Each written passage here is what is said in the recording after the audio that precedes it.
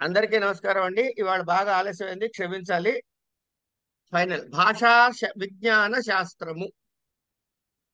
ఈ భాషా విజ్ఞాన శాస్త్రము చూడటానికి చాలా భయంకరంగా మీకు అనిపించవచ్చు, కానీ అన్నిటికన్నా తేలికైన పేపర్ ఇదే. దీన్ని ముందు మనం ఆ ఇండెక్స్ ని మూడో నాలుగో భాగాలుగా విడగొట్టుకు తీరాలి. అప్పుడు సగం కన్ఫ్యూజన్ పోతుంది. ఇది మీరు మర్చిపోకుండా చేయాల్సిన పని.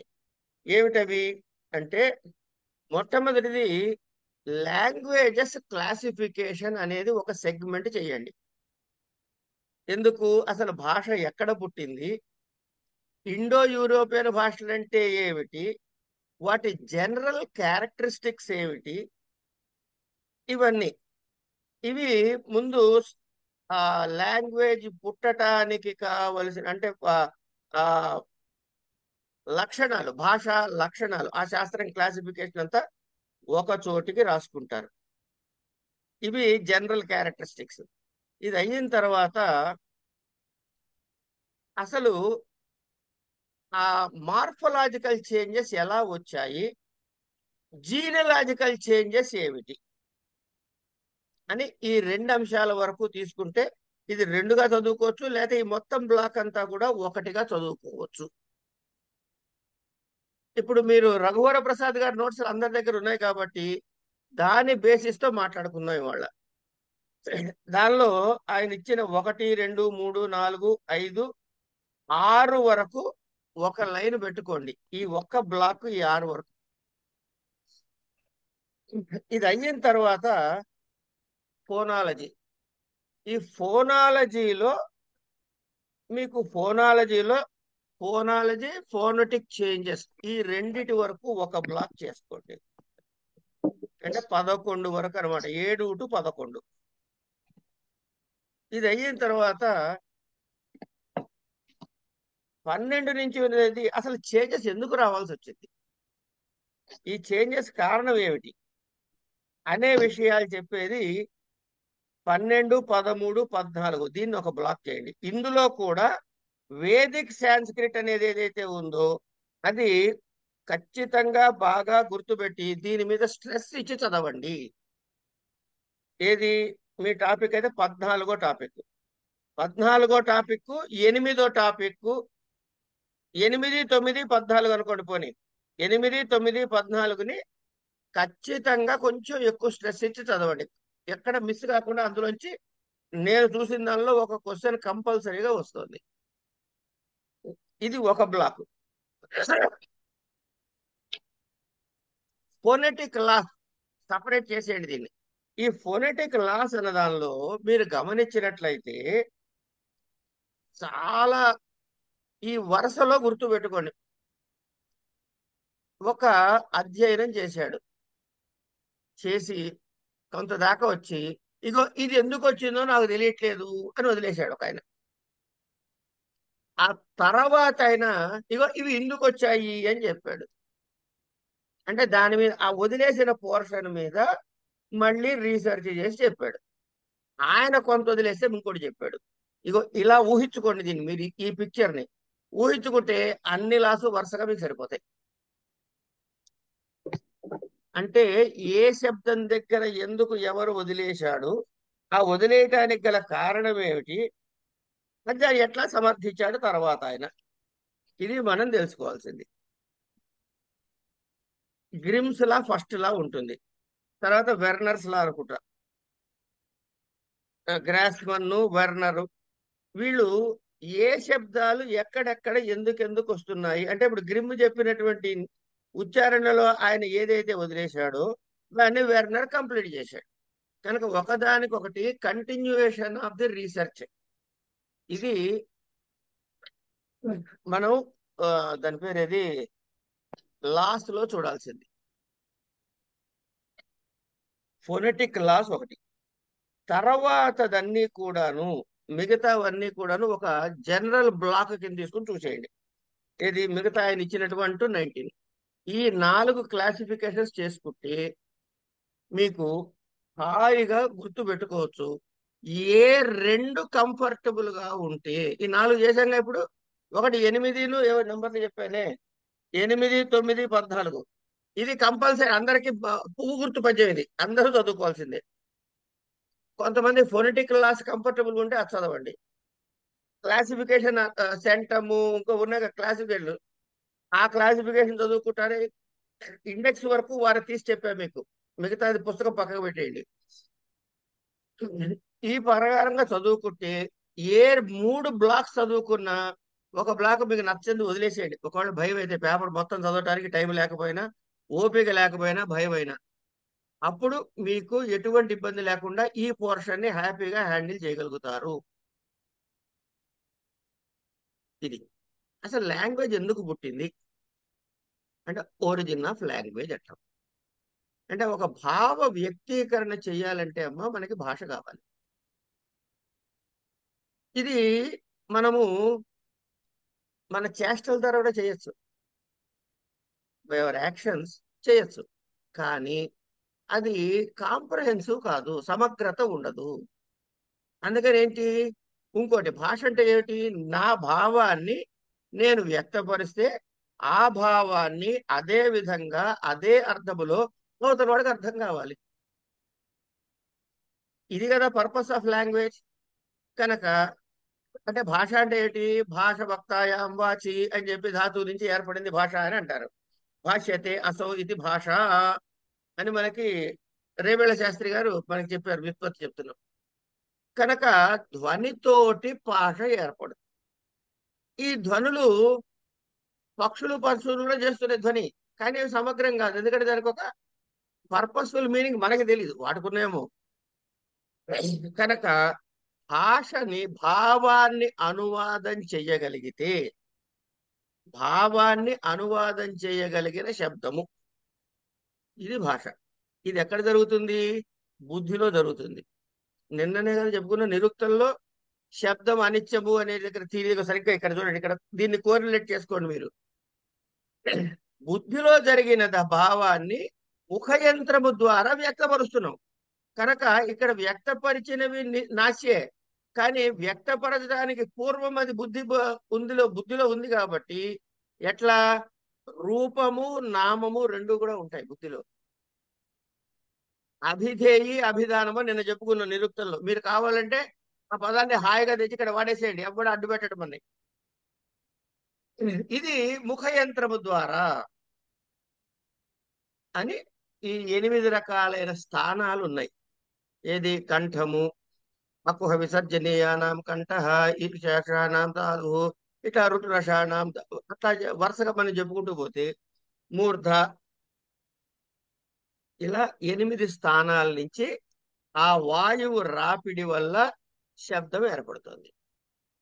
ఇగో ఇలా ఈ ముఖయంత్రం నుంచి వెలువడిన అర్థవంతములైన ధ్వనులకు, ధ్వనుల సముదాయానికి భాష అంటాం మనం. సింపుల్. భాష అంటే ఏమిటయ్యా, బుర్రలో ఉన్న భావానికి అవతల వాడికి అర్థమయ్యేలాగా అర్థవంతమైనటువంటి కొన్ని సౌండ్స్, ధ్వనుల యొక్క కాంబినేషను, సముదాయము ఈజ్ ఈక్వల్ టు భాష. కనుక ఈ భాష మానవుడి జీవితంతో చాలా దగ్గరగా ముడిపడి ఉంది. ఇంకోటండి, మీకు నచ్చినా నచ్చకపోయినా కొన్ని భాషలు కొన్ని మతములకు, కొన్ని విశ్వాసాలకు అనుబంధమై ఉంటాయి. కనుక మత విశ్వాసాలకి, ఆధ్యాత్మిక అవగాహనలకి కూడా ఈ భాషల యొక్క ఆవశ్యకత ఉంటుంది.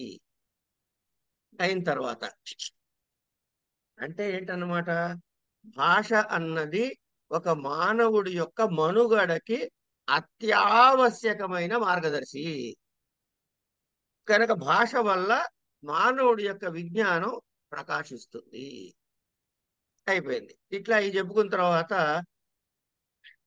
ఇంకోటి, అసలు మీకు ఏదైనా ఒక జ్ఞానం ఉందనుకోండి, అది ఎట్లా గుర్తుపెట్టుకుంటున్నారు? ఇప్పుడు ఈ భాషా శాస్త్రాలు చదువుతున్నారు, గుర్తుపెట్టు అంటే ఏం చేయాలి, ఒక భాష ఆధారం చేసుకోవాలిగా. కనుక జ్ఞానము అని అంటే శబ్ద సంబంధముతో ఉన్నటువంటిది. కనుక శబ్దముతో కలిసే ఒక జ్ఞానం అన్నది ప్రకాశిస్తుంది, భాషిస్తుంది. అని మనకి భాషా శాస్త్రం గురించి చెబుతూ పోతారు. అయితే ఈ భాషకి డెఫినేషన్ ఒకటి ఉండాలిగా. ప్రతిదానికి ఒక డెఫినేషన్ పెట్టుకుంటూ పోయారు. ఇట్లా మనకి వెస్ట్రన్ భాషా శాస్త్రజ్ఞులు ఏం చెప్పారంటే, a language is a system of arbitrary vocal symbols. A language is a system of arbitrary vocal symbols by means of which A social group cooperates. అంతే కదా.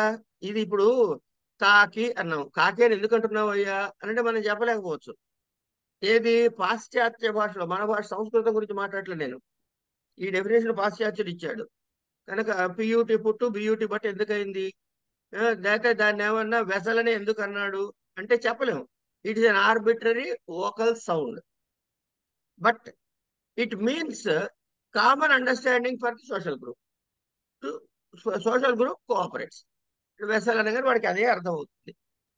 ఇట్లా దాన్ని అదే సంస్కృతంలో ఏం చెప్పారంటే, స్ఫుటవాక్కరణోపాత్త భావాభివ్యక్తి సాధక సంకేతితో ధ్వని వ్రాత సా భాషేత్యుచ్యతే బుధై అని. అంటే భావ అభివ్యక్తికి సాధారణమైన స్పష్టమైన వాక్ సాధన చేత వెలువడిన ధ్వనుల సముదాయము ఒక సామాజిక సమూహము చేత అంగీకరించబడినది భాష. ఇది భాషకి డెఫినేషన్ ఇచ్చారు. ఇక ఈ భాష డెవలప్మెంట్స్ ఉంటాయిగా. కనుక వీటిలో వివిధమైనటువంటి స్టేజెస్, దశలు ఉంటాయి. ఈ దశలు ఏమిటి? మౌలికంగా భాష అన్నది ఉచ్చారణ రూపమైంది. ముందు ఫస్ట్ స్టార్టింగ్ ఎట్లా? మాట్లాడటమే. మరి ఎవరికైనా నాకు ఇంగ్లీష్ రాదండి అంటాం. అంతేగాని ఇప్పుడు వాడు మాట్లాడటం వస్తే వాడిని రాయటం రాకపోతేనే ఇల్లిటరేట్ అంటారు.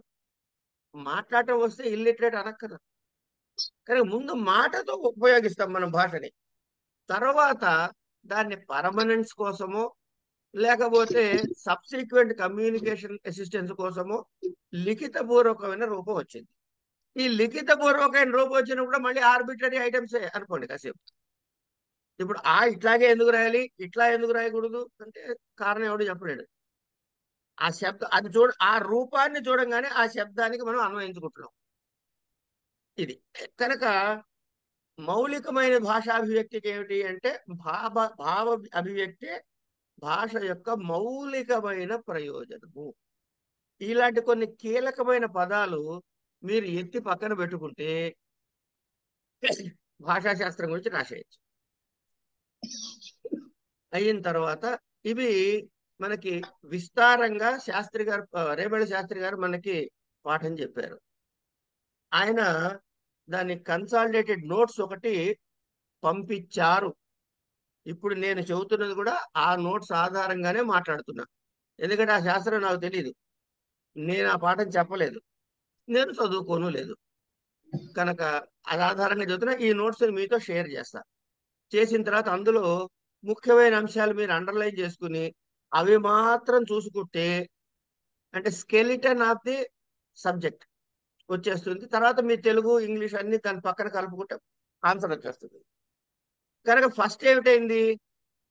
భాషకి మౌలికంగా ఏంటంటే ఉచ్చారణ. తర్వాత కాలక్రమంగా లిఖిత రూపానికి వచ్చింది. కనుక ఈ భావ అభివ్యక్తికి అనేది మౌలిక ప్రయోజనం. ఇట్లా ఈ భాష ఎట్లా అభివృద్ధి చెందిందయ్యా అంటే, ముందు భావ అభివ్యక్తి దశ, ఫస్ట్ కమ్యూనికేషన్, నా భావాన్ని మీకు చెప్పడం వరకే. తర్వాత ఏమైంది? కొంచెం మనకి ఆనందం కలిగింది. అక్కడి నుంచి ఏం చేసాము? దానిలో కావ్యాలు, సాహిత్యం రాయడం ప్రారంభం చేసాం. కనుక సాహిత్య దశ. తర్వాత ఈ సాహిత్య దశ అయిన తర్వాత ఇంతేనా మన జీవితం, ఇంకా డెవలప్మెంట్ అక్కర్లేదా, ఆలోచించక్కర్లేదా అన్న దగ్గర దానికి వైజ్ఞానిక దశ అని మూడో దశ చేశారు. ఇక్కడ తర్వాత అల్టిమేట్ గా ఏం చెప్పారు? ఆధ్యాత్మిక దశ అన్నారు. కనుక భాష యొక్క అభివృద్ధి 4 దశల్లో జరిగింది. ముందు భావాభివ్యక్తికి, తర్వాత సాహిత్య దశ, తర్వాత ఏమైనా వైజ్ఞానిక దశ, ఆధ్యాత్మిక దశ. కనుక ప్రాథమిక దశలో అన్ని భాషలకి ఒకటే. ఎన్ని భాషలున్నా కూడా అన్ని భాషల్లోనూ వ్యావహారికంగా పెద్ద భిన్నంగా ఉండదు. సాహిత్యం దగ్గరికి వచ్చేటప్పటికి అక్కడ భాష మారుతుంది కొద్దిగా. అంటే దాన్ని కవిత్వ భాష అన్నాం. తర్వాత సాంకేతికత వస్తుంది. ఇక్కడికి వచ్చేటికి పారిభాషిక పదాలు వస్తాయి. అంటే వైజ్ఞానిక దశలో ఇప్పుడు మామూలుగా వాడే పదాన్ని వైజ్ఞానిక దశలో వాడేటప్పుడు కొన్ని స్పెసిఫిక్ మీనింగ్స్ తో వాడతాం. కనుక అక్కడ ఒక గ్లాసరీ ఆఫ్ టర్మ్స్ అనో ఏవో రాసుకుంటూ ఉంటాం. తర్వాత ఆధ్యాత్మిక దశ ఇంకొంచెం విలక్షణంగా ఉంటుంది. ఇట్లా భాష యొక్క స్థాయి భేదాల్ని బట్టి వాటి యొక్క క్వాలిటీ ఆఫ్ లాంగ్వేజ్ మారిపోతుంది. ఇక ఈ భాష ఎట్లా పుట్టింది అనేది అనేక సిద్ధాంతాలు ఉన్నాయి. ఇది భాష మనుగడకి ముఖ్యం కదా. మరి అసలు ఎలా పుట్టింది అని అంటే భాషోత్పత్తి కలగటానికి రెండు ముఖ్యమైన అంశాలుగా చెబుతారు పెద్దలు. రెండు ముఖ్యమైన అంశాలు ఏమిటది? ఒకటి, మానవుని ముఖయంత్రము నుండి ధ్వనులు బయటపడటం. ముఖయంత్రం అంటే ఈ ఏరియా నుంచి అండి. మీకు ఇంగ్లీష్ లో కూడా గట్టరల్స్, తర్వాత ఏదో ప్యాలేషియల్ ఏవో పేర్లు పెడతారు. ఇవే మీకు పాణిని వ్యాకరణంలో చెప్పినటువంటి ఏమిటది పదో సూత్రం అనుకుంటా.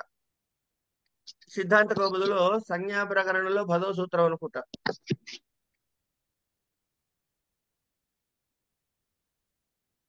గుర్తురాట్లే బట్టే అక్కడ మనం చదువుకుంటాం. ఏది ఆ అకుహ విసర్జనీయానాం కంఠః ఈశేషానాం తాలుః ఋటురషాణాం మూర్ధ లుతులసానాం దంత ఇటు చెప్పుకుంటాం మనం.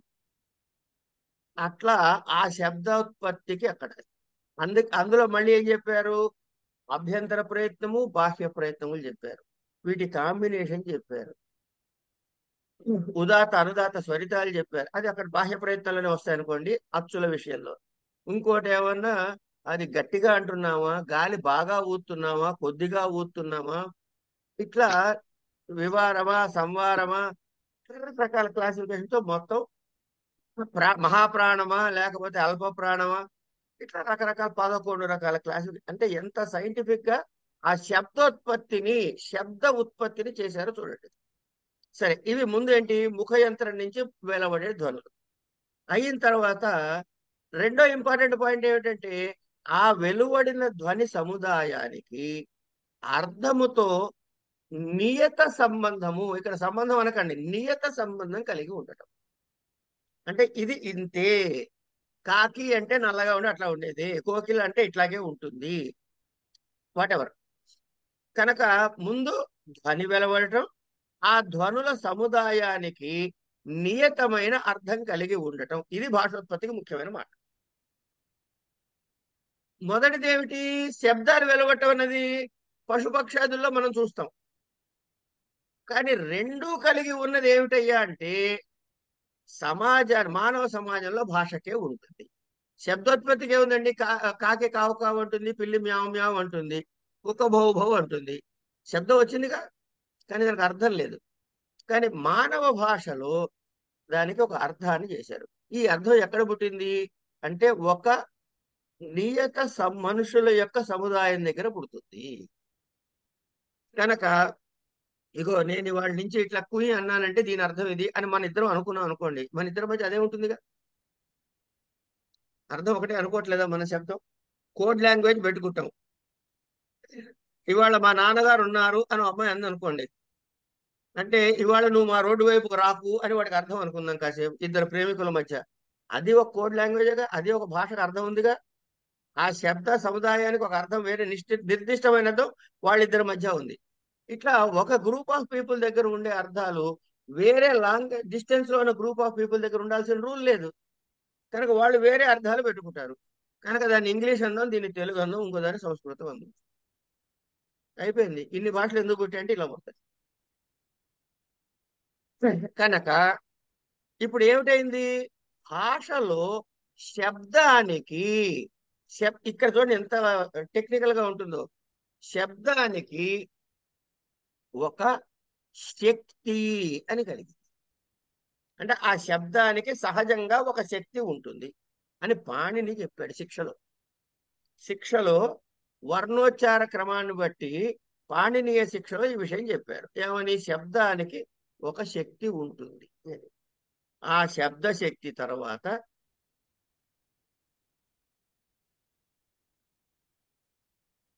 అది ఎట్లా పుడుతుంది, ఆ వాయువుతో ఎట్లా ప్రేరుతుంది, ఇట్లా భాషోత్పత్తి జరుగుతుందని చెప్పుకొస్తారు. ఇక ఈ భాషోత్పత్తిని చేసిన కొద్దీ, చదివిన కొద్దీ ఒక ఒక కన్సాలిడేట్ చేసి ఒక భావాన్ని సమగ్రపరిచారనుకోండి, దాన్ని థియరీ అన్నాం. కనుక ఫస్ట్ది డివైన్ థియరీ అన్నాడు. అంటే భాష దేవదత్తమైనదని మనకి తెలియదుగా, వచ్చేసింది చెప్పుకుంటున్నాం. మరి ఎట్లా వచ్చిందయ్యా అంటే డివైన్ థియరీ అనేసాడు. ఏమిటది? భాష దైవదత్తమైనదని.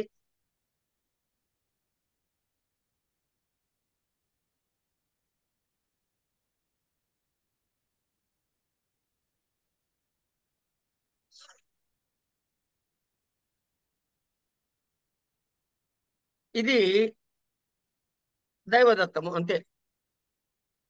దీనికి మనకి వెళ్ళే కాన్సెప్ట్ ఏమి ఎక్స్ప్లెనేషన్ ఉండదు. ఇది ఎవరికి? అతి ప్రాచీనమైనటువంటి సమాజంలో ఉన్న భాష. ఋగ్వేదములో కూడా దేవీం వాచమజనయంత దేవాస్తాం విశ్వరూపా పశవో వదంతి అని మనకి మంత్రం కూడా ఉంది, ఋగ్వేద మంత్రం. ఇట్లా భాష యొక్క దైవీ థియరీకి కొన్ని ఉదాహరణలుగా కొన్ని శ్లోకాలు ఉంటాయి. వాటిని సంస్కృతం నామ దైవీ వాక్ అన్వాఖ్యాత మహర్షిభి అని దండి అన్నాడు. అంటే ఇట్లా అనేకమైనటువంటి వాటి డెఫినేషన్స్ ఉన్నాయి. ఇది సంస్కృతంలో చెప్తే, language could not have been invented by a man but was a direct gift from God అని ఒక పాశ్చాత్య భాషా శాస్త్రజ్ఞుడు అన్నాడు. ఇది భాష అయిపోయింది. రెండోది ఏమిటి అవ్వాలి? మళ్ళీ థీరీస్ అన్ని గుర్తుపెట్టుకోవడానికి కూడా ఎక్కువ శ్రమ పడక్కర్లేదండి. దానికి ఒక ఫార్మెట్ గమనించవచ్చు మనం. ముందు దేవుడు ఇచ్చాడన్నాడు. కాదయ్యా, ఇప్పుడు నేను ఇట్లా అంటున్నాను, నీకు అలా అర్థం కావాలి, నీవు అలా అంటున్నావు, నాకు అలా అర్థం కావాలి అని ఒక అండర్స్టాండింగ్ వచ్చాక కనుక దేర్ ఇస్ ఎన్ అగ్రిమెంట్. కనుక దీని అగ్రిమెంట్ థియరీ అన్నాం. సంకేత సిద్ధాంతము. ఈయన ఏమంటాడు? The first men setting themselves more or less deliberately to frame a language by an agreement similar to contract, social, which according to him was the basis for all social order అని ఓటో Jefferson అని ఆయన చెప్పాడు. అంటే ఈ వర్ణములు ఈ క్రమములో ఇలా ఉన్నవి ఈ అర్థాన్ని బోధిస్తాయి అని సామాజిక నిర్ణయం. ఇందా చెప్పుకున్నా కదా, మనం 10 మంది ఉన్నాం ఇక్కడ. మనం ఒక అరే నేను ఈ శబ్దం చేస్తే నువ్వు ఇట్లా అర్థం చేసుకో, నువ్వు ఆ శబ్దం చేస్తే అట్లా. అది అక్కడ వాళ్ళు ఇక్కడ వాళ్ళు ఇక్కడ వేరు వేరు ప్రాంతాల్లో అనుకున్నది. ఇది అగ్రిమెంట్ థియరీ అయిపోయింది. దీన్నే కావ్యాలంకార గ్రంథంలో బామహుడు కూడా ఇదే చెప్పాడు. ఇయంత ఈదృశావర్ణ ఈదృక్ అర్థాభిదాయిన వ్యవహారాయ లోకస్య ప్రార్థితం సమయకృత అని ఆయన చెప్పాడు. ఇది అయిపోయింది. తర్వాత ఏమొచ్చింది? డింగ్ డాంగ్ థియరీ అన్నాడు. డింగ్ డాంగ్ థియరీ అన్నా, రూట్ థియరీ అన్నా, అంటే ధాతు సిద్ధాంతము ప్లాటో అనే ఆయన ప్రతిపాదించాడు. హేస్ అనేవాడు దృఢపరిచాడు. మ్యాక్స్ ముల్లర్ దాన్ని కన్స్ట్రక్టివ్ గా వ్యవస్థీకరించాడు. అంటే ధ్వనికి అర్థానికి ఒక రహస్యమైన సంబంధం ఉంటుంది అని. అదేగా చెప్పాడు, వాగర్థ వివ సంపృక్తో వాగర్థ ప్రతిపత్తయే జగత పితరౌ వందే పార్వతీ పరమేశ్వరు. వాకర్థములకు అవినాభావ సంబంధము. అంటే ధ్వనికి అర్థానికి రహస్యమైన సంబంధం ఉంటుంది. కర్రతో కొడితే ఒక శబ్దం వస్తుంది, రాయితో కొడితే ఒక శబ్దం వస్తుంది, చేత్తో కొడితే ఒక శబ్దం వస్తుంది. అంటే ఈ ధ్వని భేదాన్ని బట్టి ఒక వస్తు భేదాన్ని గుర్తించి వాటి వేరు వేరు శబ్దాలుగా ప్రయోగించారు. కనుక మూల ధాతు రూపాలుగా భాషలు ఏర్పడ్డాయి అంటాడు. అంటే ఘంట, కాంశము, నది, శబ్దాలు, ఆవులు, అశ్వాలు, వీటి అనుకరణ ద్వారా. దీని నుంచి తర్వాత ఏం చేశారు? ధ్వని అనుకరణ సిద్ధాంతాలు వచ్చాయి. ధ్వని అనుకరణ సిద్ధాంతాలు అంటే భౌగో థియరీలు వగైరా వగైరా. పూపు థియరీలు, బహుభూ థియరీలు ఇవన్నీ వచ్చాయి. ఇది అయిన తర్వాత ఇంగిత సిద్ధాంతము, జెస్చర్స్ థియరీ, ఇది ప్రొఫెసర్ రిచార్డ్ అనే ఆయన ప్రతిపాదించాడు. తర్వాత కాంట్రాక్ట్ థియరీ, అంటే ఇదేంటంటే ఇది మన సైకో ఎనాలిసిస్ లో వచ్చింది అనమాట. రెవేజ్ అనేటటువంటి ఆయన, అంటే ఏంటి, మానవుడు సంఘజీవి గనక ఒకళ్ళిద్దరు కలిసినప్పుడు వాళ్ళ భావాలు, ఆకలో నేహమో దాహమో ఏవో చెప్పుకోవటానికి చేసే ధ్వనులు ఏవైతే అన్నాడు అనుకోండి, నాకు దాహం వేస్తుందండి, ఏదో ఒక శబ్దం, అట్లా ఆ ధ్వనులే భాషోత్పత్తికి మూలము. ఇవి ఒక ఇమోషన్స్ ని గాని, ఒక థాట్ ప్రాసెస్, ఇంటలెక్చువల్ స్టేజ్ ని గాని ప్రకటింపచేసేవి. ఇట్లా సింగ్ సాంగ్ థియరీ అని, సింబాలిక్ థియరీ అన్నది హెన్రీ స్వీట్ అని ఆయన చెప్పాడు. ఇందులో ఏం చెప్తాడు, భాషలో ముందు సంబంధ వాచకాలు ఏర్పడ్డాయి, వాటి నుంచి మిగతావన్నీ వచ్చాయి అని ఆయన తాత్పర్యం.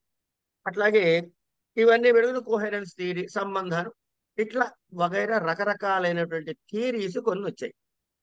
ఇక్కడికి థియరీస్ పార్ట్కి ఇవి చదువుకుంటే సరిపోతుంది. సరే, ఇవన్నీ వచ్చాయి, బాగానే ఉన్నాయి. మరి ఇప్పుడు వీటన్నిటిని కామన్ డినామినేటర్ ఏమన్నా ఉందా? అంతే కదండి. ఈ ప్రాంతంలో వాళ్ళు ఈ మాట మాట్లాడారు. ఇప్పుడు లంబాడి వాళ్ళు ఉన్నారు. లంబాడి వాళ్ళ భాష ఒక ప్రాంతంలో ఒకలాగా ఉంటుంది, ఇంకో ప్రాంతంలో ఇంకోలాగా ఉంటుంది. నాకు తెలియదు ఆ భాష, విన్నది. ఎందుకు వచ్చింది అంటే, ఇక్కడ దాకా ఎందుకండి, కన్నడం భాష తీసుకుందాం. కన్నడం అనే ఒక భాష తీసుకుంటే గుల్బర్గా, బీదర్ ప్రాంతంలో మాట్లాడే కన్నడానికి, అటు దక్షిణంలో పూర్తిగా వెళ్ళిపోయి కూర్గు ఆ ప్రాంతాల్లో మాట్లాడే, మంగళూరు ప్రాంతంలో మాట్లాడే కన్నడానికి, బెంగళూరు ప్రాంతంలో మాట్లాడే కన్నడానికి శబ్దాల్లో కానీ, వాళ్ళు మాట్లాడే విధానంలో కానీ, అర్థాల్లో కానీ బోల్డు తేడా ఉంది. అన్ని భాషలు కన్నడమే మరి. ఇవి మాండలికాలైనవి. అంటే ఒకే భాషలో భిన్నమైనటువంటి ఇది వస్తే మాండలికాలు. అలా కాకుండా భిన్నమైన శబ్దాలతోటే ఉంటే వివిధమైన భాషలు. కనుక ప్రపంచంలో భాషా కుటుంబాలు ఎన్ని అని ఒక స్క్రూటిని మొదలెడితే ఇండో యూరోపియన్ భాషలు అని చెప్పారు. ఈ ఇండో యూరోపియన్ భాషను ఏం చేయాలి, ఎట్లా క్లాసిఫై చెయ్యాలి అంటే, చూడండి, మేధ పెరిగిన కొద్దీ దాన్ని ఒక స్ట్రక్చరింగ్ చేయటం ప్రారంభం చేస్తున్నాడు. అమ్మా, స్ట్రక్చర్ చేయటం ప్రారంభం చేశాడు.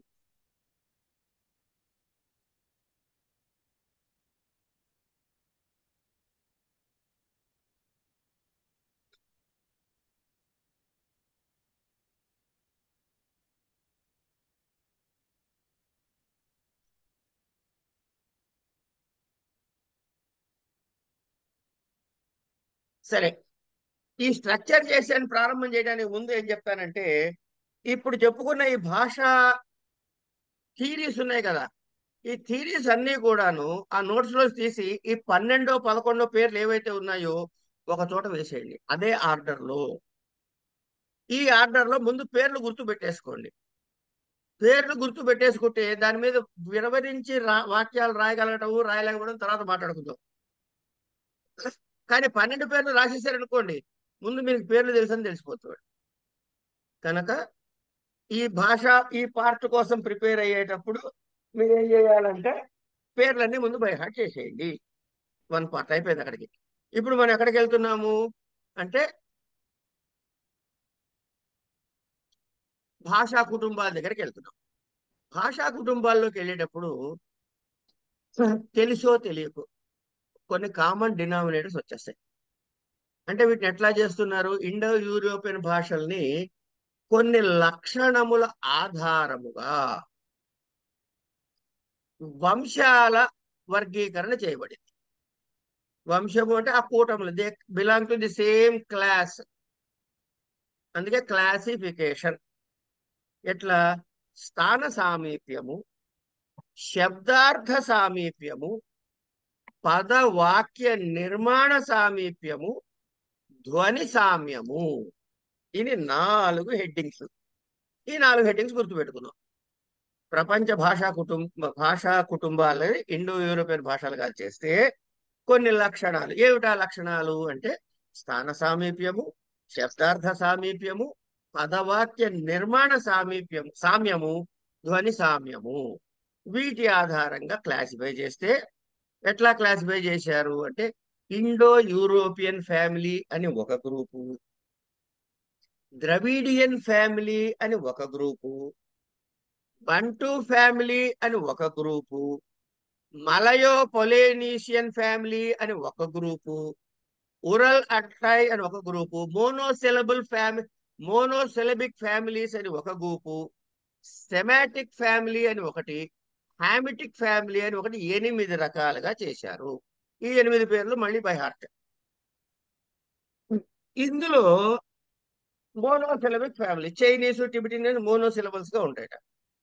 ఇందులో అన్నిటికన్నా ఈ క్లాసిఫికేషన్ 8 రకాల్లో కూడా ద బిగ్గెస్ట్ వన్ చాలా పెద్దది ఏమిటయ్యా అంటే ఇండో యూరోపియన్.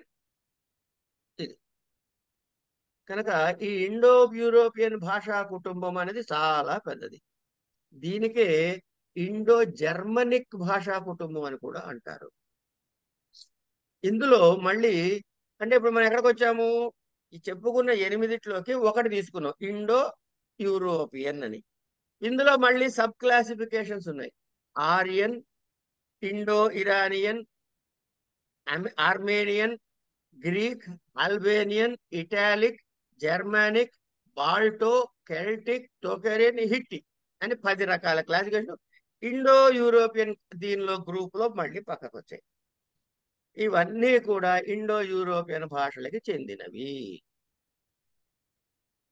అంటే ఇప్పుడు ఏమవ్వాలి, మేజర్ హెడ్ వచ్చి ఇండో యూరోపియన్, దాని కింద మళ్ళీ సబ్ క్లాసిఫికేషన్స్ 10 ఇచ్చాడు.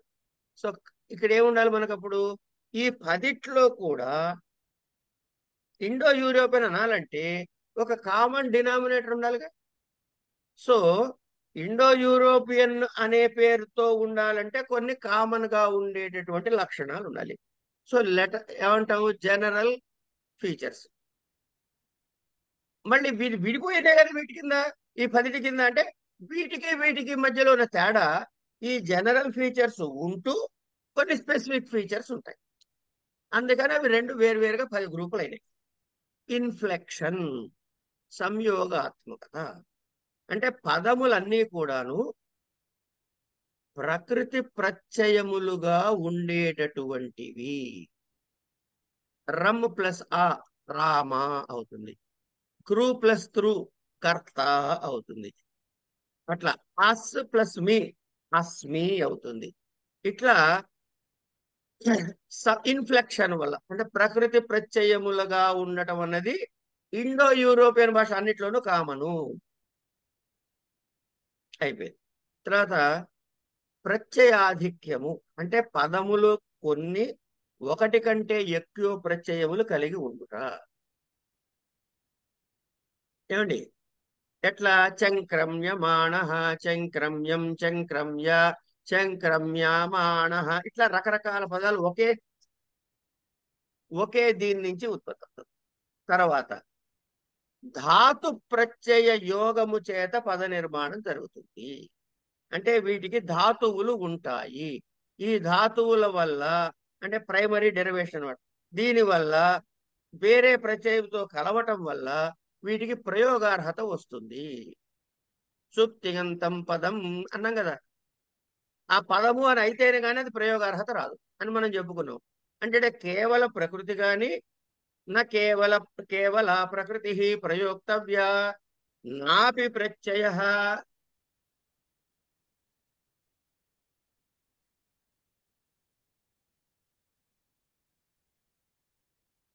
హలో,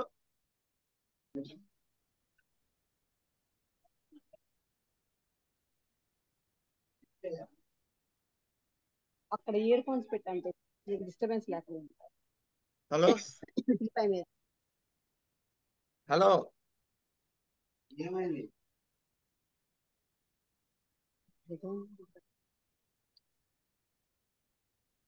కనుక ఇది నా కేవల ప్రకృతి ప్రయోక్తవ్య నాపి ప్రత్యయ.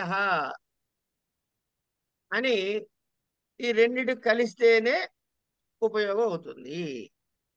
కనుక సుబంధ పదాలైతే రామ అట్లా, తింగంత పదాలైతే భవతి ఇట్లా. ఇవి అంటే ఏమిటైంది, నూతన పదాలు ఎట్లా ఏర్పడుతున్నాయి అంటే ప్రత్యయములు మారటం ద్వారా. ఈ మూల ప్రకృతి అట్లాగే ఉంది. క్రు అనే ధాతు ఉందమ్మా.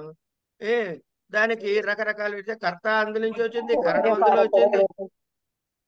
కర్త, కరణము, కార్యము. ఎంతంటే పద్మావతి గారు మ్యూట్ చేసుకు మాట్లాడుకోండి అమ్మా ప్లీజ్. ఇట్లా తర్వాత రెండోది ఏంటి, కామన్ డినామినేటరు. మనకి మీకు ఏం తెలియదండి, దీన్ని నోటికి వచ్చింది రాసేయచ్చు. ఎట్లా రాసో చెప్తా చూడండి. ముందు ప్రకృతి ప్రత్యయం తెలిసింది. మీరే ఎవరైనా చెప్పండి. రవీంద్ర గారు మీరు చెప్పండి సార్. రవీంద్ర గారు.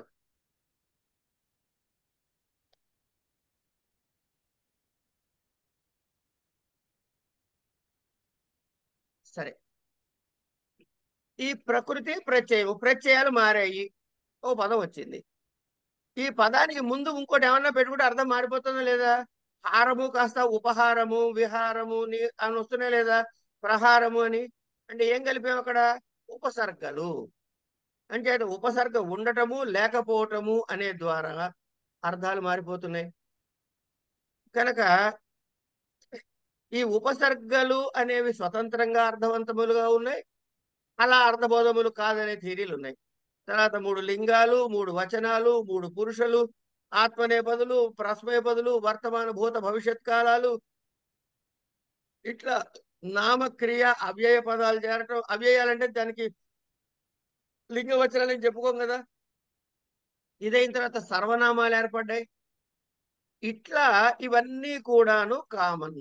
సమాస పదాలు ఏర్పడటం.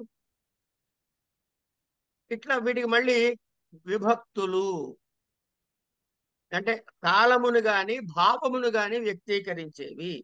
చెయ్యి, చెయ్యండి, రెండు ఉన్నాయి అక్కడ. విధిలింగు, ఆశీర్లింగ్ అంటాం కదా. అట్లాగే ఏ క్రియాన్వయి లేక క్రియా జనకము అయినటువంటి విభక్తులు ఉన్నాయి. కారకాలు, కారకాల నుంచి విభక్తులు. ఇట్లా భాష డెవలప్. తర్వాత స్వరభేదం చేత అర్థం మారటం అనేది చాలా ప్రధానమైన విషయం. ఏమండి, స్వరభేదము చేత అర్థం మారటం. ఇవి ఒక లయాత్మకంగా ఉండటం. అయిన తర్వాత పదాల మధ్యలో స్వరభేదం చేత అర్థభేదాన్ని సాధించటము. ఇప్పుడు ఇంగ్లీష్ లో మ్యాన్ అని ఉంది, మ్యాన్. దానిలో నేనేం చేస్తున్నాను, స్వరభేదం కల్పిస్తున్నా. మెన్ అన్న, మ్యాన్ బదులు మెన్ అన్న, అర్థం మారిపోయింది. సింగ్, శాంగ్, సంగ్, అర్థం మారిపోయింది. పదం మారలే, ఆ ఉచ్చారణలో ఉండేటటువంటి చిన్న స్వరభేదం వల్ల మిలా, మేలా రకరకాల అర్థాలు వస్తాయి. ఇట్లాగే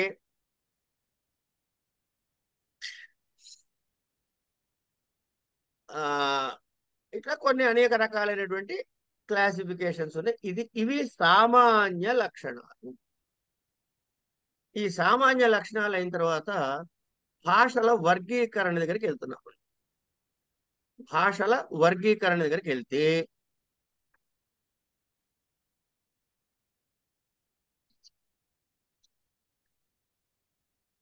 వీటిని ఈ ఉత్పత్తి, భాష ఉత్పత్తిని మనం ఇగో ఇది ఇందుకే ఉత్పత్తి అయింది, తెలుగు ఇందుకే వచ్చింది, కన్నడం ఇందుకే వచ్చింది అని చెప్పి చెప్పలేకపోయి ఉండొచ్చు కాక. కానీ దాని డెవలప్మెంట్స్ చూడటం మనకి తెలియక ఓసారి వచ్చేది, దాని డెవలప్మెంట్స్ తెలుస్తాయిగా. కనుక అసలు సంస్కృతం ఎంఏ ఎందుకు కట్టాలో మనకి తెలియకపోవచ్చు, ఎందుకు కట్టామో గుర్తు లేకపోవచ్చు, తెలియకపోవచ్చు. కానీ కట్టిన తర్వాత ఎంత నేర్చుకున్నాము, ఏమేమి వచ్చిందని తెలుసుకోవచ్చుగా. అట్లాగే భాష ఎట్లా ఉత్పత్తి అయిందో చెప్పడానికి మన దగ్గర సాధికారమైనటువంటి విషయం లేకపోయి ఉండొచ్చు కాక. కనుక మన ఊహల ప్రకారం థియరీలు రాసేసుకున్నాం. కానీ వాటిని డెవలప్మెంట్ ఆధారంగా క్లాసిఫై చేసుకోవచ్చు. కనుక ఒక భాషతో మరొక భాషని పోల్చినప్పుడు ఈ ప్రపంచ భాషలన్నీ 2 విధాలుగా విడగొట్టుతాము. ఏమిటది? రూపాశ్రిత వర్గీకరణము, వంశానుగుణ వర్గీకరణము అని. అంటే మార్ఫలాజికల్ సింటాక్టికల్ క్లాసిఫికేషన్ ఒకటైతే, జీనలాజికల్ హిస్టారికల్ క్లాసిఫికేషన్ ఒకటి అని రెండు విధాలుగా వెళ్దాం. ఇప్పుడు ఫస్ట్ ఏంటి, మార్ఫలాజికల్ సింటాక్టికల్ క్లాసిఫికేషన్ చూడాలి.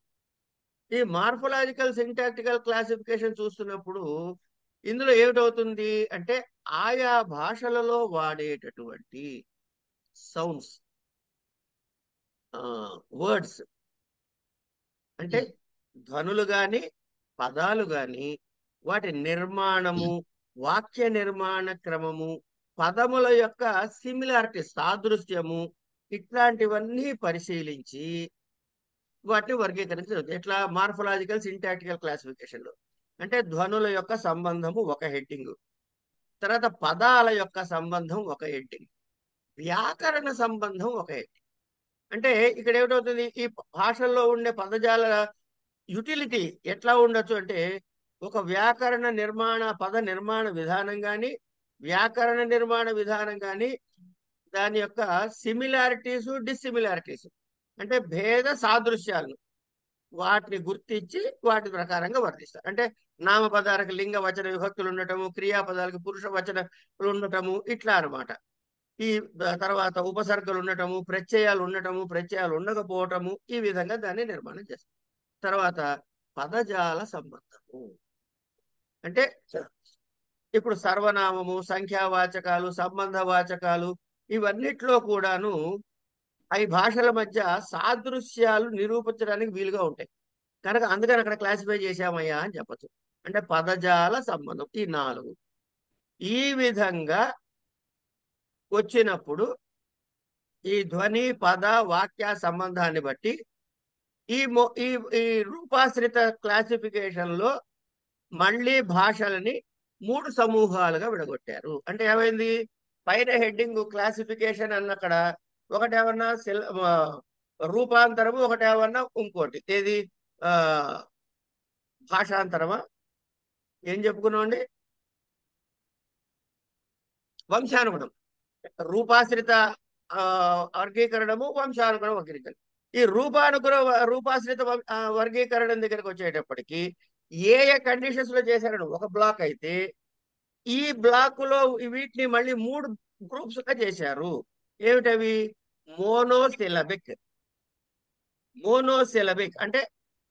మోనోసిలబిక్ అంటే అర్థం ఏంటి, అయోగాత్మకము, దేంతో యూనిట్ యోగం చెందదు, కలవదు, అయోగాత్మక భాషలు. తర్వాత అగ్లూటినేటివ్ లాంగ్వేజెస్, అశ్లిష్ట యోగాత్మకములు, ఇన్ఫ్లెక్షనల్ లాంగ్వేజెస్, శ్లిష్ట యోగాత్మక భాషలు అని మూడు చేశారు. అంటే భాష అయోగాత్మకము, యోగాత్మకము. ఈ యోగాత్మకం మళ్ళీ అశ్లిష్ట, శ్లిష్ట, ప్రశ్లిష్ట అన్నారు. ఇట్లా వీటిని మూడు క్లాసిఫికేషన్ చేశారు. మళ్ళీ ఈ శ్లిష్టని మళ్ళీ అంతర్ముఖ, బహిర్ముఖ అని ఇట్లా కొన్ని క్లాసిఫికేషన్స్ చేశారు. దీంతో ఏమైంది, అయోగాత్మక భాషలు, అశ్లిష్ట యోగాత్మక భాషలు, శ్లిష్ట యోగాత్మక భాషలు, ఇట్లా మూడు వచ్చాయి. వీటిలో ఉండే డిఫరెన్స్లు ఏమిటి, ఈ మోనోసిలబల్ లాంగ్వేజెస్ లో ఉండే విషయం ఏంటంటే, ఈ భాషల్లో పదము విడదీయలేనిది. ఇప్పుడు మనము గచ్చతి అన్నాడు అనుకోండి, గమ్ము ప్లస్ తి అంటాం మనం. గమ్ము ప్లస్ తిప్పు కలిపితే కదా గచ్చతి వచ్చింది. రమ్ము ప్లస్ సు కలిపితే రామహ వచ్చింది. ఇట్లా విడదీయలేనిది ఈ monosyllable. Isolating is not possible. అట్లాగే వీటికి ఇంకా రకరకాల పేర్లు ఉంటాయి, వాటి జోలికి మనం పోవద్దు. అదే ఈ అశ్లిష్ట యోగాత్మక భాషలు ఉన్నాయి అనుకోండి, ఇది ప్రత్యయాత్మకమైన భాషలు. అంటే ఇందులో మూల ప్రకృతికి ప్రత్యయాలు కలపబడతాయి. దాని యొక్క డిఫరెన్సెస్. అశ్లిష్ట యోగ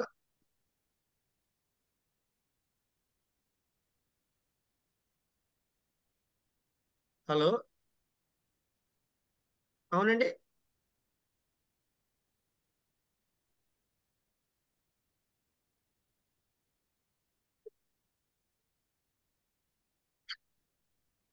ఈ అశ్లిష్ట యోగాత్మకములు అనే దానిలో మూల ప్రకృతి ఏదైతే ఉందో, ప్రత్యయం ఏదైతే ఉందో, ఇది స్పష్టంగా తెలుస్తాయి.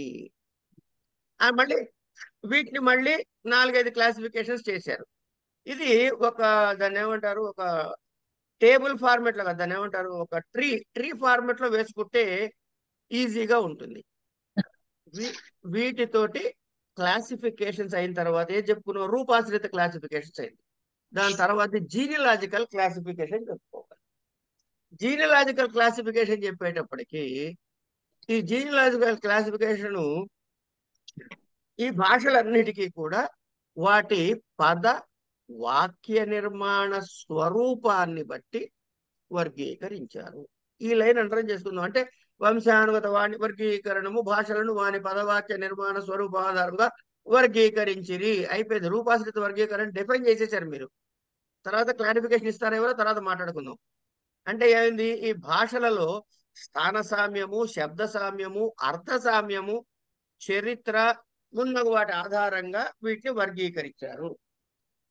వంశానుగుణ వర్గీకరణ చేశారు. లేదా వంశానుగుణం అంటే ఎట్లా వచ్చిందంటే చారిత్రాత్మక వర్గీకరణము అన్నాం. రూపాశ్రిత వర్గీకరణం ప్రధానంగా దేని మీద ఉంది, పదవాక్య స్వరూపం మీద ఆధారపడింది. రూపాశ్రిత వర్గీకరణము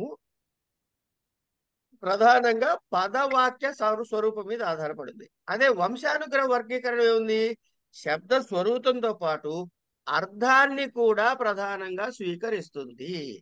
కనుక వీటి రెండింటికి బేసిక్ డిఫరెన్స్ ఇక్కడ పెట్టారు.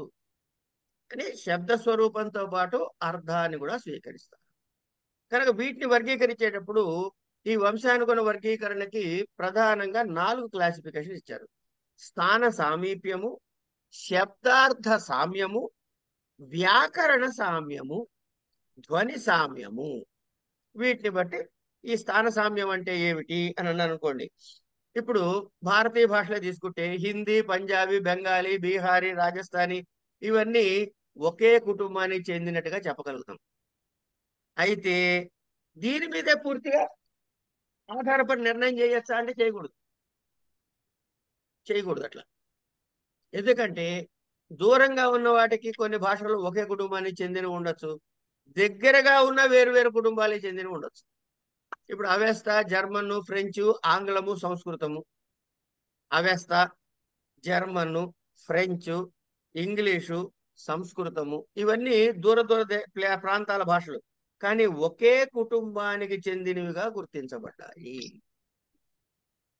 అరబిక్, పార్సీ, మరాఠీ, తెలుగు, మరాఠీ, కన్నడ దగ్గరగా ఉన్నప్పుడు కూడాను వేరు వేరు భాష కుటుంబాలకు చెందినవిగా గుర్తించబడ్డాయి.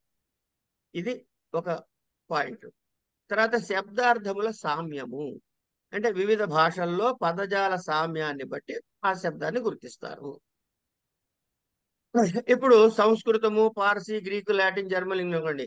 పితృ, పిదర్, ప్యాటర్, ప్యాటర్, వేటర్, ఫాటర్, పిత, ఇట్లా ఏదైతే వచ్చేదో ఉదాహరణకి ఎక్కువ సామ్యాన్ని బట్టి ఎక్కువ భేదము, తక్కువ భేదము అనేటటువంటి విషయం. ఇది కాకుండా యాదృచ్ఛిక సామ్యము అంటే దీనికి పెద్ద ఇది రీజన్ అని చెప్పలేము, యాదృచ్ఛికంగా జరుగుతుంది. అలా ఉన్నప్పుడు కొన్నిటికి శబ్దాలకి యాదృచ్ఛిక అంటే వితౌట్ ఎనీ రీజన్ మనం చెప్పాలి, అంత మాత్రం దాన్ని ఇట్లా క్లాసిఫై చేయడానికి లేదు అని దానికి కొన్ని ఉదాహరణలు ఇస్తారు. తర్వాత అన్య దేశీయ పదాలు,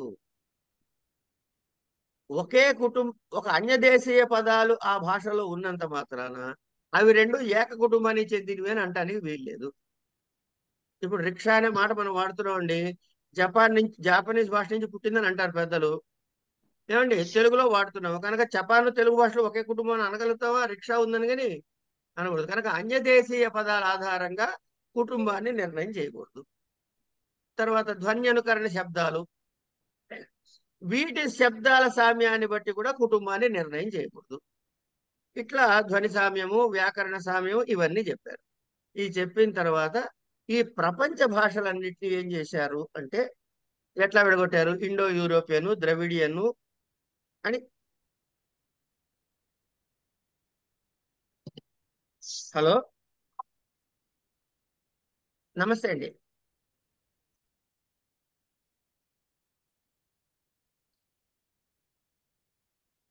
ఈ 8 రకాలుగా క్లాసిఫై చేశారయ్యా అని అన్నాం. ఈ చేసిన తర్వాత మళ్ళీ వీటిలో మళ్ళీ ప్రతిదానికి చిన్న చిన్నవన్నీ క్లాసిఫికేషన్స్ ఉన్నాయని చెప్పుకున్నాం. ఇప్పుడు ఈ క్లాసిఫికేషన్ అయిపోయింది. అది ఎట్లా పుట్టాయో చెప్పుకున్నాం, వాటి క్లాసిఫికేషన్ చెప్పేసుకున్నాం. అసలు ఈ ఫోనెటిక్ చేంజెస్ ఎందుకు వచ్చాయి? ఇది ఇంకొక ఇంపార్టెంట్ బ్లాక్. ఈ ఫోనెటిక్ చేంజెస్ అంటే ధ్వని పరిణామాలు. ఈ పరిణామం అన్నది it is a common denominator in any environment. సృష్టిలో అన్ని కూడా మార్పు చెందటం అనేది. అందుకేగా మనం నిరుక్తంలో చెప్పుకున్నాము, జాయతే అస్తి వర్ధతే విపరిణమతే అపక్షీయతే మ్రియతే అని 6 రకాల షడ్భావ వికారాలు చెప్పుకున్నాము. ఇగో ఇవి కనుక భాషలోని పదాలు కూడా మార్పు చెందుతూ ఉంటాయి. ఇంకోటి ఏదన్నా ఏంటది?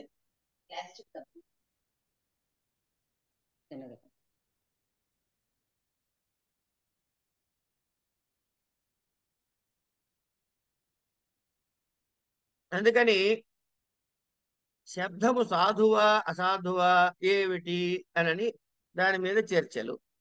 ఇట్లా ఈ ధ్వని పరిణామాలకి కారణాలు ఏమిటి, ఫోనెటిక్ చేంజెస్ ఎందుకు వస్తాయి అంటే వీటికి 2 కారణాలుగా చెప్పుకోవచ్చు. ఒకటి ఆభ్యంతర కారణాలు, 2 బాహ్య కారణాలు. అంటే internal causes, external causes. Internal causes అన్నాం అనుకోండి, ప్రయత్నంలో చేసేటటువంటి ఎఫర్ట్ తగ్గటానికి. సత్ శీలుడు అని అనమన్నాం అనుకోండి, సత్ శీలుడు అంటే 2 భిన్న పదాలని మాట్లాడడం చాలా ఇబ్బంది పడుతున్నాం. సచ్చీలుడు అంటే తేలిగ్గా ఉంటుంది. అంటే ప్రయత్నంలో లాఘవం, ఎఫర్ట్లెస్నెస్ లేదా ఎకానమీ ఆఫ్ ఎఫర్ట్ అందాం. అంచేత ఈ ఆభ్యంతర ప్రయత్నాలు అంటే ఏంటంటే గమనించండి, ఆభ్యంతర కారణాలు అంటే మనం మాట్లాడే దానిలో ఉండే ప్రయత్నాలు. ఒకటి ప్రయత్న లాఘవము, ఏమండి సత్తు సచ్చక్తి అట్లా. తర్వాత దాన్ని ఆ లఘూకరణ ప్రవృత్తి అంటే సింప్లిఫై చేయడం అనమాట. సింప్లిఫై చేయటం. ఇప్పుడు మనం ఉన్నాం అనుకోండి, ఒక ఉపాధ్యాయ అనే పదం ఉంది. ఉపాధ్యాయ అనే పద్యం నుంచి ఓఝా అయింది, ఓఝా నుంచి ఝా అయింది. దీని నుంచే తెలుగులో వజ్జ అంటాం. ఇప్పుడు బ్రేక్ఫాస్ట్ లంచ్ 2 ఉన్నాయి. ఈ 2 ఏమంటే బ్రేక్ఫాస్ట్ లంచ్ కలిపి చేస్తానికి బ్రంచ్ చేస్తా ఉంటున్నాం ఇప్పుడు మనం. ఇట్లా అంటే ఆ లఘూకరణ, కన్సాలిడేషన్, చిన్న చేయటం, ఇదొకటి. తర్వాత అసంపూర్ణ అనుకరణలు. అసంపూర్ణ అనుకరణలు కూడా భాషలో పడతాయి. అంటే ఏంటి అవుతుంది, రామాని లామా అంటాడు, లేకపోతే గనక ఇంకోటి రకరకాల పదాలు, పెద్ద పెద్ద పదాలు వాళ్ళు పలకలేక దాన్ని చిన్నవి చేస్తారు. అన్నం పెట్టు అంటే ఆమ్ము పెట్టు అంటాడు వాడు, అన్నం కాస్త ఆమ్ము అయిపోయింది వాడికి. ఇట్లా అంటే నేర్చుకునేటప్పుడు జరిగేవి. తర్వాత సరిగ్గా నేర్చుకోకపోవటం వల్ల వచ్చేవి. స్వామి అని అనమంటే సామె అంటాడు వాడు. ఎందుకు? వాటి సరిగ్గా శిక్షణ లేక, భాష యొక్క శిక్షణ లేక. గోస్వామి గోసాయి అవుతుంది. ఇట్లా రకరకాలుగా. తర్వాత ముఖ్యోపాధ్యాయ అనవయ్య అంటే వాడు దాన్ని ముఖర్జీ అన్నాడు. గంగోపాధ్యాయ అనవయ్య అంటే గాంగూలీ అన్నాడు. ఇట్లా రకరకాల ఆ శిక్ష లేకపోవటం వల్ల వచ్చేది. ఇదే కాదండి, గబగబా మాట్లాడాలనే తాపత్రయంతో కూడా శీఘ్ర భాషణం ఏమవుతుంది అప్పుడు? డు నాట్ అని అనాలంటే డోంట్ అంటాం, విల్ నాట్ అంటే ఓంట్ అంటాం. ఏమండి అబ్హి ఇప్పుడే అనాలని అభి అనేసాం మనం, అబ్హి అనమంటే తభి అనేసాం. ఇట్లా రకరకాలు. ఇవి కాకుండా కోపము, భావావేశం కలిగినప్పుడు కూడా భాషలో మార్పులు వస్తూ ఉంటాయి. తర్వాత కావ్యాలు రాసేటప్పుడు ఇట్లా రకరకాలైన కారణాలు చెప్పి. ఇక ఎక్స్టర్నల్ కాజెస్, బాహ్య కారణాలు అంటే భౌగోళిక ప్రభావాలు.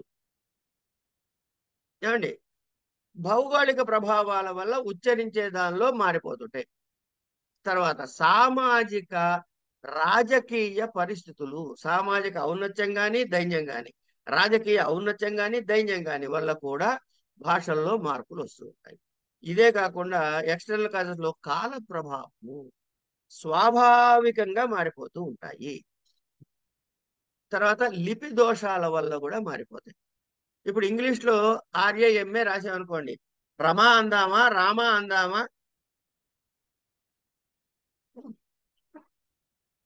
ఏమన్నాం? అంచేత లిపి దోషాల వల్ల కూడా ఇదొకటి. తర్వాత అన్య భాషా ప్రభావాల వల్ల కూడా. ఇప్పుడు సంస్కృతంలో లకారం పలకం. మనం ఏమనాలి? మనం కళ అనాలి, మంగళం అనాలి. కానీ తెలుగులో లకారం ఉంది. దాని ప్రభావం ఏంటంటే మంగళం అంటాం, మనం కళ అంటాం. కానీ ఏమనాలి? చంద్ర కళ అంటున్నాం, కానీ చంద్ర కళ అంటున్నామా? అంటే అన్య భాషా ప్రభావాలు. తర్వాత సిమిలారిటీస్ వల్ల కూడా కొన్ని మారుతాయి. ఇట్లా జరిగిన వాటిని, వీటి ధ్వని పరిణామాల్ని మళ్ళీ వర్గీకరించారు. ఎకౌస్టిక్ చేంజెస్, ఆర్గానిక్ చేంజెస్ అని. అంటే వినికిడి దోషాల వల్ల కలిగిన వాటిని ఎకౌస్టిక్ చేంజెస్ అంటారు. వైద్యనాథు లాగా బెంగాలీలో బకారం ఉండదు, బకారం ఉండదు అట్లా. తర్వాత ఈ ముఖ యంత్రంలో కలిగే లోపం వల్ల కలిగే ధ్వనులు ఆర్గానిక్ చేంజెస్ అంటారు. వాడికి మాట్లాడటం రాదు పాపం, గొంతులో ప్రాబ్లం ఉంది, వాడు తప్పులు మాట్లాడతాడు. జ్ఞాన అంటే జ్ఞాన అంటాడు, నాకు జ్ఞానము అంటాడు. వాడికి జ్ఞానం లేదురా అంటాడు. ఏమిటి వాడు అజ్ఞానిలా ఉన్నాడు అంటాడు వాడి.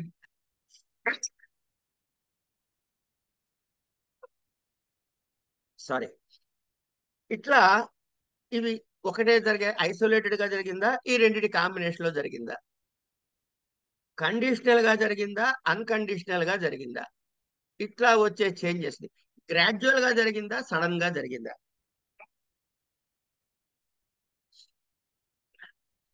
ఇవి రకరకాల చేంజెస్, ఫోనెటిక్ చేంజెస్ ఇందుకు వచ్చాయండి. మరి చేంజెస్ ని ఓ సిస్టమటైజ్ చేసి ఇందుకు జరిగిందని చెప్పాలిగా. అందుకని ఫోనెటిక్ లాస్ పుట్టాయి. అంటే ఈ ఫోనెటిక్ లాస్ ప్రధానంగా దేని మీద ఆధారపడుతుంది అంటే పాలటైజేషన్, తాళవీకరణ. ఇది ముందు థామ్సన్ అనేవాడు కనుగొన్నాడు. అంటే మూల ఇండో యూరోపియన్ భాషల్లో హల్లులు సంస్కృత భాషలోను, అచ్చులు గ్రీక్ లాటిన్ భాషల్లోను మిక్కిలి ప్రామాణికంగా సురక్షితముగా ఉన్నాయి అని డిసైడ్ చేశాడు. ఈ లా ఎక్కడ పుట్టిందో గమనించండి. ఫోనెటిక్ లా చేంజెస్, తాళవ్యీకరణ, లా ఆఫ్ ప్యాలటలైజేషన్. ఇందులో ఏం చెప్పాడు వాడు? మూల ఇండో యూరోపియన్ భాషల్లో హల్లులు సంస్కృత భాషలోను, అచ్చులు గ్రీక్ లాటిన్ భాషలోను మిక్కిలి ప్రామాణికంగా సురక్షితంగా ఉన్నాయి. అంటే మొదటి నుంచి ఇప్పటి వరకు కూడా ఏ చేంజెస్ రాలేదు. దానికి కారణం ఏం చెప్పాడు? గ్రీక్ లాటిన్ భాషల్లో ఏఈఓలు ఉన్న చోట సంస్కృతంలో ఆ మాత్రమే కనపడుతుందిట. ఏమండి? గ్రీక్ లాటిన్ భాషల్లో ఆ ఓ ఉన్న చోట సంస్కృతంలో ఆ ఒక్కటే ఉందిట. ఇట్లా ఈ ఉన్న చేంజెస్ ఏవైతే ఉన్నాయో ఆ వర్ణాల యొక్క కాంబినేషన్స్ చెప్పాడు. ఇలా చెప్పి ఆయన మొదటిలా చెప్పాడు. ఇది అయిన తర్వాత వచ్చింది గ్రిమ్స్ లా. ఇది ధ్వని నియమం. గ్రిమ్ అని ఆయన ముందు చెప్పాడు. అంటే ఆంగ్ల భాషలోని, ఇంగ్లీష్ లో సౌండ్ షిఫ్టింగ్ అంటారు ఈ ధ్వని నియమాన్ని. మ్యాక్స్ ముల్లరు ఈ నియమానికి గ్రిమ్స్ లా అని పేరు పెట్టాడు, లేకపోతే మామూలు పేరు వేరే. ఇక్కడ ఏం జరిగింది? ఈ నియమం ప్రకారము ఇండో యూరోపియన్ మూల భాషల్లో కొన్ని వర్ణాలు నీచ జర్మన్, ఉచ్చ జర్మన్లో కొన్ని వర్ణాలుగా మార్పు చెందుతాయి అని, ఏ ఏ శబ్దాలు గోతిక్, లో జర్మను, హై జర్మన్లో ఎట్లా ఎట్లా మారుతాయి అని. ఇండో యూరోపియన్ లో కేటీపీ కాస్త కింద మారింది, జిడిపి కింద మారింది. ఇట్లా కొన్ని మార్పులు ఉన్నాయి. ఇవి గుర్తు పెట్టుకోవాల్సిన అవసరం లేదు, మారేయని రాసి వదిలేస్తే చాలు మనకి. కానీ కొన్ని సందర్భాల్లో మినహాయిలు కనపడ్డాయి. అంటే ఎట్లా? ఈ కాతాపాల ముందు సకారం ఉన్నప్పుడు, తకారానికి కకార పకారాలు ఉన్నప్పుడు ఇట్లా వర్తించదు అని చెప్పారు. ఇవి ఎట్లా దీన్ని అనేది తర్వాత వాడు వెర్నర్ అనేవాడు వచ్చాడు. ఇగో ఈ వెర్నర్ అనేవాడు ఏమని ప్రతిపాదించాడు అంటే, జర్మనీ శాస్త్రవేత్త వాడు ఎవడు? వర్నర్.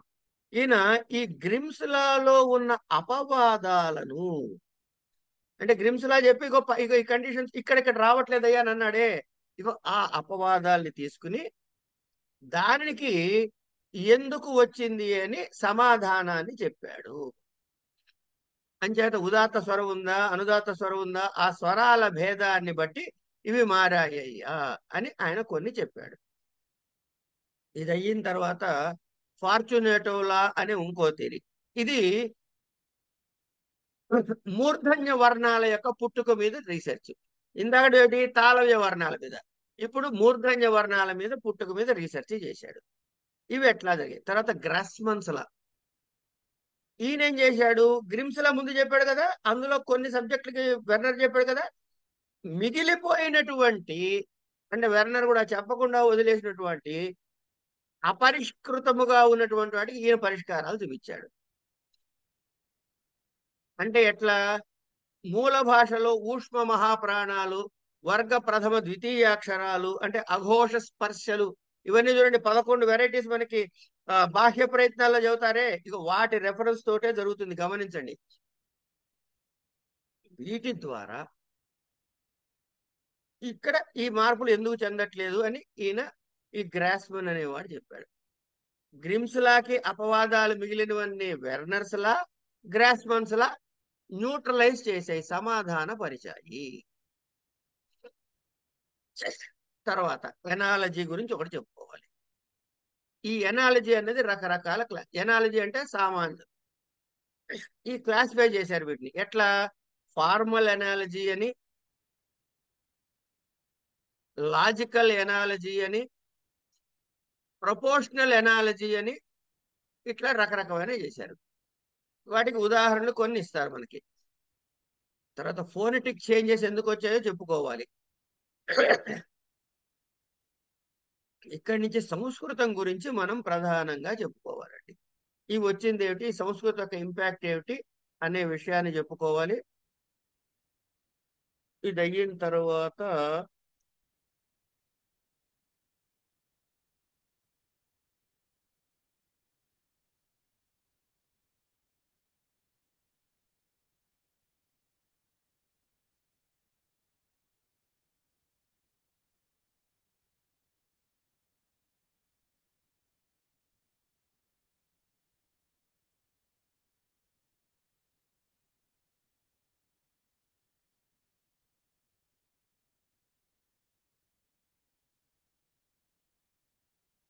చెప్పుకునేది ఫోనాలజీ, ధ్వని విజ్ఞానము.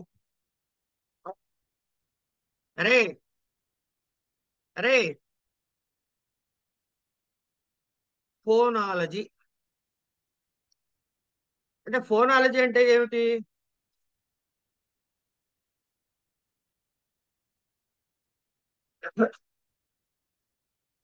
అంటే ధ్వనుల యొక్క విశ్లేషణ, ఉచ్చారణ విధానము, ఈ ధ్వనుల యొక్క క్లాసిఫికేషను, వాటిలో వచ్చే చేంజెస్, వాటి యొక్క హిస్టారికల్ చేంజెస్, ఇవన్నీ కూడాను వస్తాయి. సంస్కృతంలో వీటికి శిక్ష, ప్రాతిశాఖ్య, వ్యాకరణ గ్రంథాలు ఈ ధ్వని విజ్ఞానాన్ని గురించి చెబుతాయి, కొంతవరకు చెబుతాయి. వీటి ఉపయోగం ఏమిటి అంటే, ధ్వని విజ్ఞానం వల్ల మనకి స్పష్టమైన సరి అయిన ఉచ్చారణ, వర్ణోచ్చారణ తెలుస్తుంది. అంటే ఏది ఎట్లా ఉచ్చరించాలో అట్లాగే ఉచ్చరించాలి. మా గురువు గారు, వ్యాకరణం గురువు గారు కేశిరాజ్ చంద్రశేఖర్ గారు అన్నారు. ఆయన ఇప్పుడు అనుస్వారం ఉందనుకోండి, అనుస్వారం ఉచ్చరించాల్సి వస్తే ఆయన పొరపాటు కూడా పెదవులు కలపరు, ముక్కుతోటే పలుకుతారు. అంటారు అంతే, సరిగ్గా అనలేదు నేను, ఆయన అంటారు. ఎందుకంటే అనుస్వారానికి కేవలము నాసిక ఒకటే స్థానం అయ్యా, నాసిక నుంచే పలకాలి, దానికి ఈ ముఖ యంత్రంతో దానికి పని లేదు అని అంత స్పెసిఫిక్ గా పలుకుతారు ఆయన. సరే, విషయం ఏంటంటే ఈ ధ్వని ఎక్కడి నుంచి ఉత్పత్తి అయ్యాలి అని అంత కరెక్ట్ గా మనకి ధ్వని విజ్ఞానం వల్ల స్పష్టమైన సరి అయిన యుక్తమైన వర్ణోచ్చారణ చేయగలుగుతాం. అందుకే మహాభాష్యంలో అంటాడు పతంజలి, ఏకశబ్ద సమ్యజ్ఞాత శాస్త్రాన్విత సుప్రయుక్త స్వర్గే లోకే కామదుగ్భవతి అని మనకి దాని ఫలితాన్ని చూపించడం ద్వారా సరి అయిన వర్ణోచ్చారణ చేసేందుకు మన మార్గం వైపు నడిపిస్తారు. సరే, ఇట్లా ఈ ఫోనోలాజికల్ చేంజ్ ఏమిటి, వాటి విషయాలు ఏమిటి అంటే ఈ ధ్వని ఉత్పత్తి విధానానికి ధ్వని విజ్ఞానం అన్నాం కదా, వీటిని దృష్టిలో పెట్టుకుని ఫిజియలాజికల్ ఆర్టిక్యులేటరీ ఫోనెటిక్స్ అని, అకౌస్టిక్ ఫోనెటిక్స్ అని అంటే సంచారిక ధ్వని విజ్ఞానము, ఉచ్చారణ ధ్వని విభాగము, ఆడిటరీ ఫోనెటిక్స్ శ్రౌతిక ధ్వని విజ్ఞానము అని తర్వాత ఈ విధంగా 3 విధాలుగా క్లాసిఫై చేశారు ఏది ఫోనెటిక్స్. ఇవి మళ్ళీ మనకి వీటిని భాగాలుగా విడగొట్టడం ఏది శ్వాసనాళి, తర్వాత గొంతు, దవడలు, పైన జిహ్వ, వెనకాల కంఠాలు, కళ్ళత, ఇవన్నీ వీటి విధంగా రకరకాలైనటువంటి లొకేషన్స్ వైజ్ గా ఎక్కడి నుంచి సౌండ్ వస్తుంది, అట్లాగే వేటి వల్ల ఈ ఈ వాగ్యంత్రంలో అంటే ముఖ యంత్రంలో ఏ విభాగాలు ఉన్నాయి, ఆర్టికులేటర్స్ ఏవైతే కారణాలు అవుతాయో అవి, పాయింట్స్ ఆఫ్ ఆర్టికులేషన్ ఎక్కడి నుంచి అంటే మనం చెబుతాం స్థాన ప్రయత్నాలు, అవి స్థాన ప్రయత్నాల గురించి చెప్పారు ఇక్కడ. ఇవి మనకి తెలుసు కదా, అకుహ విసర్జనీయానాం కంఠః ఇచ్చేషానాం తాళుహూరు రషానాం, ఇవి భారతీయ ఫోనాలజిస్టులు వ్యాకర్తలు ఏం చెప్పారంటే స్థానాలు అన్నారు. అయిన తర్వాత ప్రయత్నాలు అన్నారు. ఆభ్యంతర ప్రయత్నాలు ఎన్ని 4 ఉన్నాయి, స్పృష్టము, ఈశ స్పృష్టము, వివృతము, ఈషద్ వివృతము, సంవృతము అని చెబుతాం. తర్వాత ఏవి ఎట్లా ఉన్నాయని మనం చెప్పుకున్న ఇతర సబ్జెక్టులలో దాని జోలికి ఇప్పుడు పోవద్దు. ఈ శబ్దాల్ని బట్టి ఓవెల్స్ అంటే సోనాట్స్, సోనంట్ అది పొడుగు హ్రస్వం కావచ్చు, దీర్ఘం కావచ్చు, లేదా లేదా కాన్సోనెంట్స్ అంటే వ్యంజనాలు హల్లులు అవ్వచ్చు. వీటికి కూడా స్థాన ప్రయత్నాలు మళ్ళీ ఎక్కడి నుంచి వస్తాయి, ఎలా వస్తాయి, వీటి వివరాల్ని రాసుకుంటూ పోయేదాన్ని ఫోనాలజీ అంటాడు. ఇక వైదిక సంస్కృతం అనే ఒక హెడ్డింగ్ వస్తే ఎక్కడి నుంచి ఋగ్వేద యజుర్వేదాలు ఏంటి, మూల స్వరాలు ఏమిటి, అందులో ఉన్న స్వరాలు ఏమిటి, సంయుక్త స్వరాలు ఏమిటి, స్పర్శలు ఏమిటి, అంతస్తులు ఏమిటి, ఊష్పలు ఏమిటి, ఈ వివరాలన్నీ కూడా మనకు వైదిక భాష గురించి చెప్పినప్పుడు చెబుతారు. ఇక్కడికి ఒక పార్ట్ అయిపోయిందండి. ముఖ్యమైన పార్ట్ ఏంటంటే కల్చరల్ బారోయింగ్స్ అని ఒక హెడ్డింగ్ ఉంది.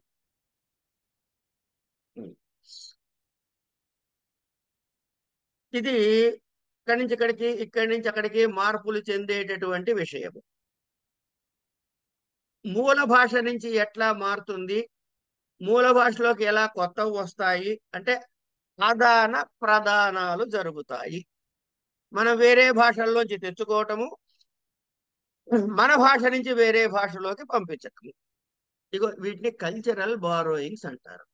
ఈ ఆదాన ప్రదానాలు చేయటము అనే ద్వారా భాష యొక్క మార్పులు చెందుతాయి. ఈ విధంగా హిస్టరీ లింగ్విస్టిక్స్ గురించి మనం చెప్పుకున్నాం. ఇది సమగ్రమైనటువంటి వ్యాఖ్యానము అనకూడదు, కానీ మూల కందాలన్నింటినీ కూడా స్పృశించాము.